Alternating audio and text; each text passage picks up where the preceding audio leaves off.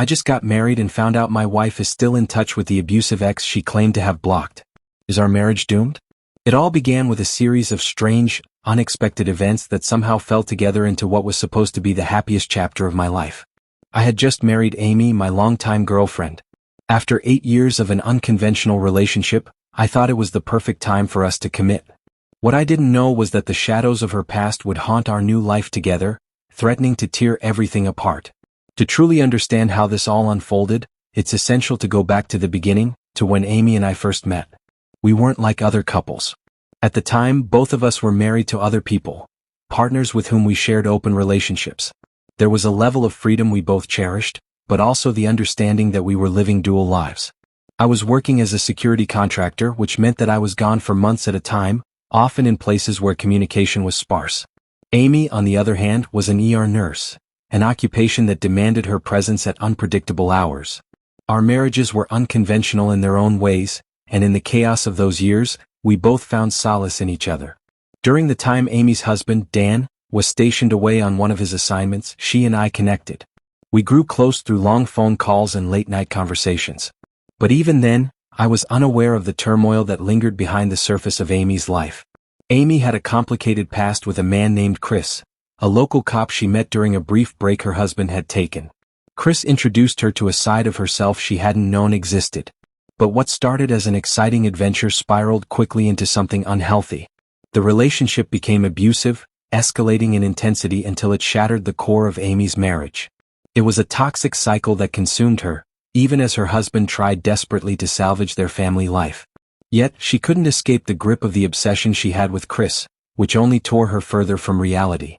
I never knew any of this until Dan, Amy's husband, reached out to me one evening.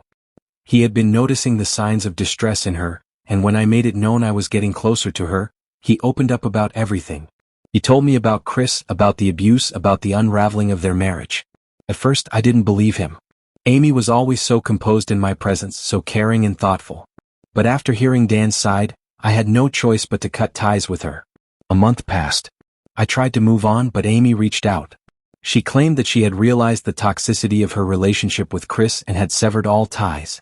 She said she blocked him and was ready to start fresh with me. I wanted to believe her. I wanted to trust her. After verifying her story with Dan, I decided to let her back into my life. But things between us were different now. What began as an attempt at reconnection turned into something more physical and less emotional, almost like a casual affair. Over the years, we found ourselves growing closer, and despite the lingering doubts, I began to fall in love with her. I convinced myself that whatever had happened in her past was behind us, and we could start anew. After all, Amy was no longer involved with Chris, and we had built a life together. But things never truly left her past behind, and as time went on, I began noticing strange inconsistencies, small, seemingly insignificant things that nagged at my mind. About 4 years ago, Amy casually mentioned that Chris had reached out to her after seeing some pictures she posted on social media. They had a conversation, she said, about closure. She assured me it was all harmless. But something in the back of my mind told me something wasn't right. When I pressed her about how Chris could contact her if she had blocked him, she claimed it was because she had only blocked his phone number, not his social media accounts. I let it slide, thinking it was just an innocent conversation. But then there were other things.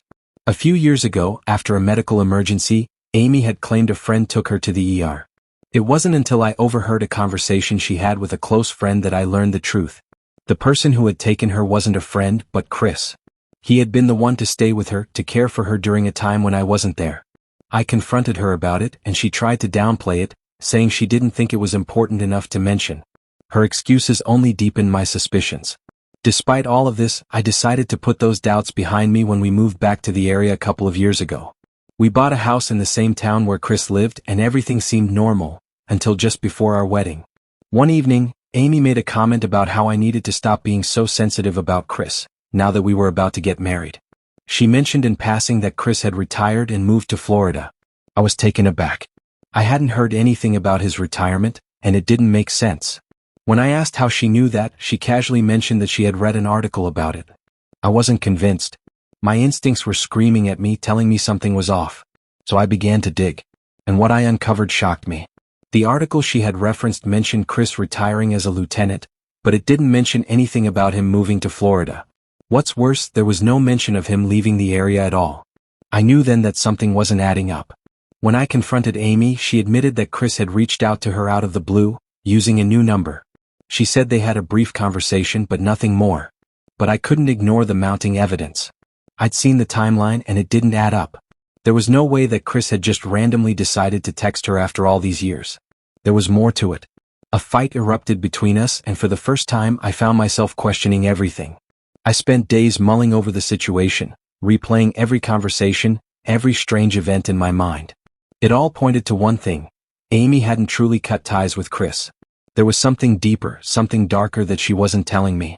That's when I made the decision. Tonight I would confront her. I couldn't live with the lies anymore. Even if it was true that she had forgotten to block him on Instagram, why would she have continued talking to him after all these years? And why hide it from me?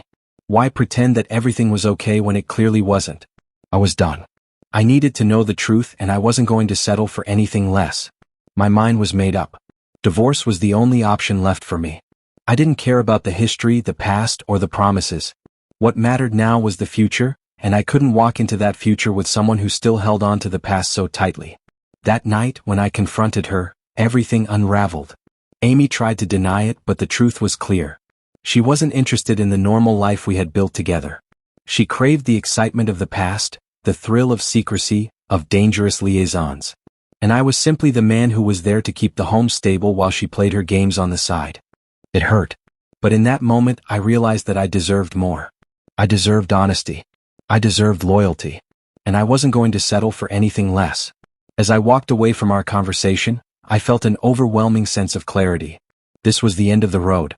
There was no going back. Amy's choices were hers to make, but they would no longer impact my life.